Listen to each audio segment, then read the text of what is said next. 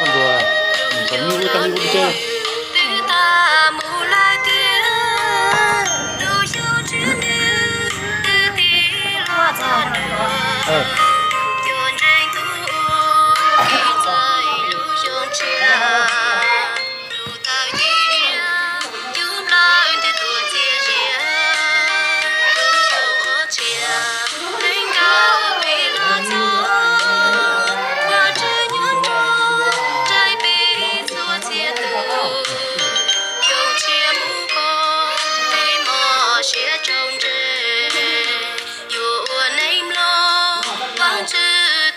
Ngon các bạn.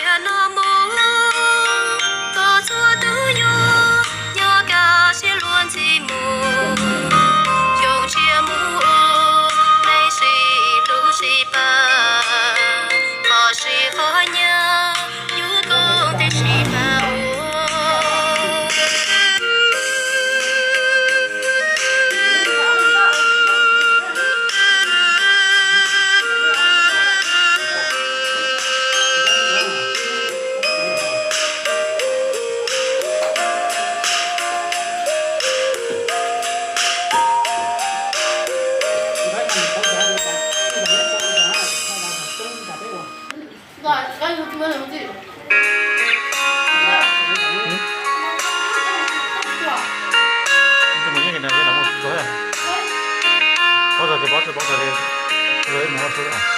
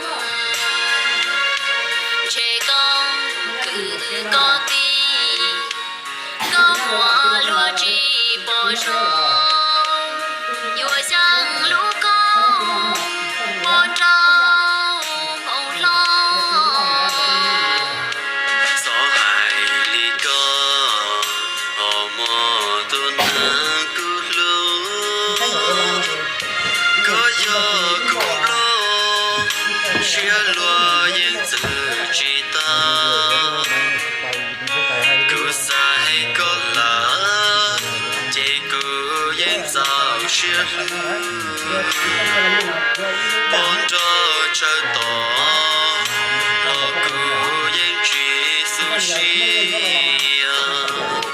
nô nó cứ nó tôi yang chẳng có cứ rong chẳng to tê cứ lâu có mà li long vì xin ru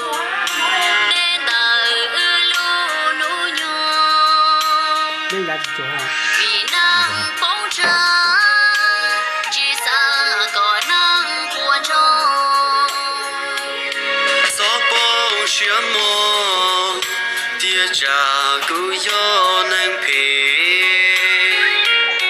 cứ yên bình trao lo lỡ luôn nâng son nhí gió cứ tao có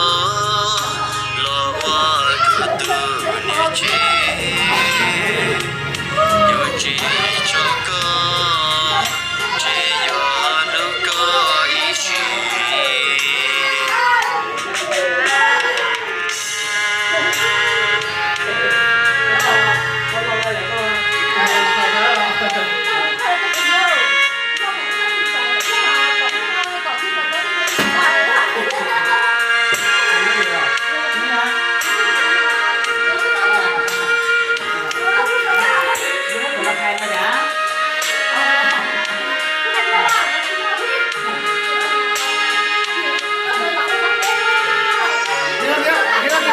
Rồi tin đó mà.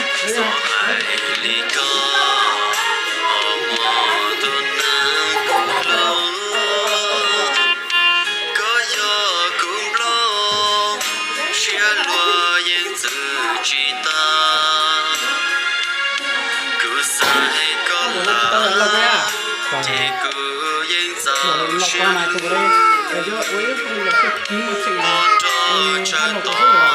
Nhưng mà những lọc ở nhà nhìn rõ này một cái nút đang dưới nó là nhìn rõ mà. cái của nó với ra tiền như này mấy cái cả hai số Mới hỏi cho con này. Cái này lọc kia nó cái cái có mất chỉnh cái thiết này chúng ta có món chơi có chỉnh nó bay tinh thần đó bạn đi không nữa. Có cái mà bán đúng không? Bán lò nó mò lắm. Cái này nó chỉnh bay chỉnh à? Cái này nó là đó nó lò ra này.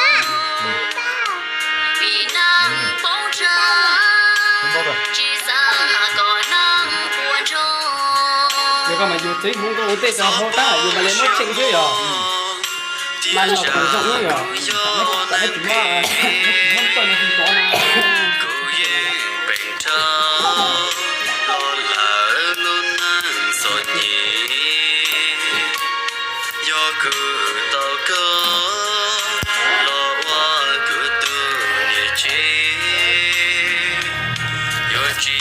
cho có chỉ do nó có ý chí để cho là có cái món cho các thuê nhập đầu tư dưới lúc cao là chỗ này đấy à? Lúc cao sẽ có chỗ này là bình thường rồi.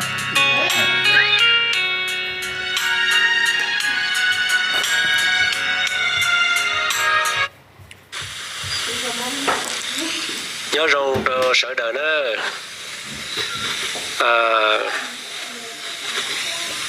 để nó ai thì mình đi giờ bây tuần xài không có rong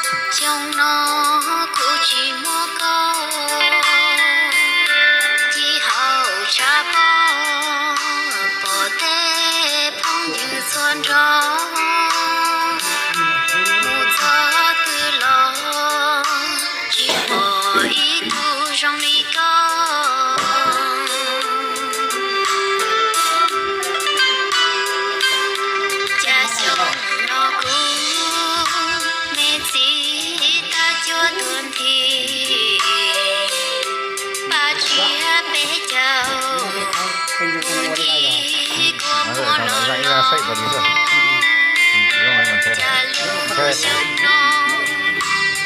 是，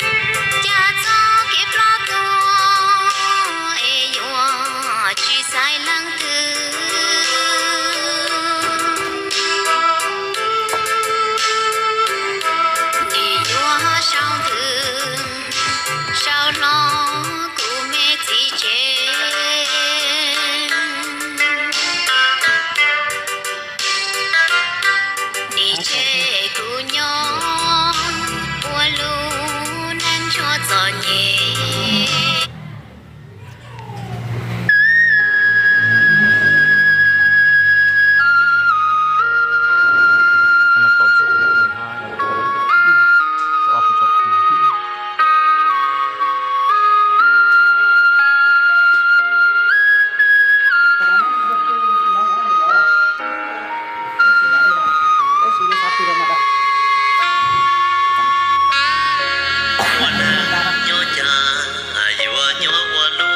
，cô ra đấy, cô ra thắng không?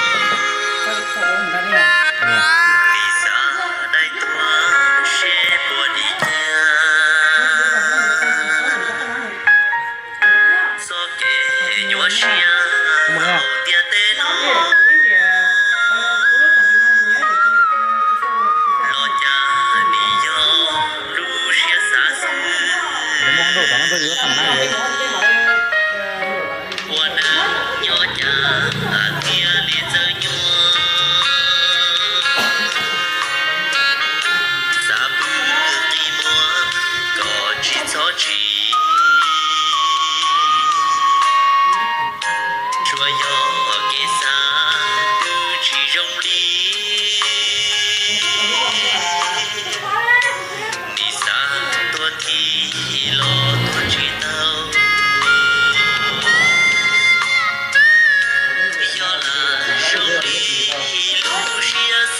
Thật chưa?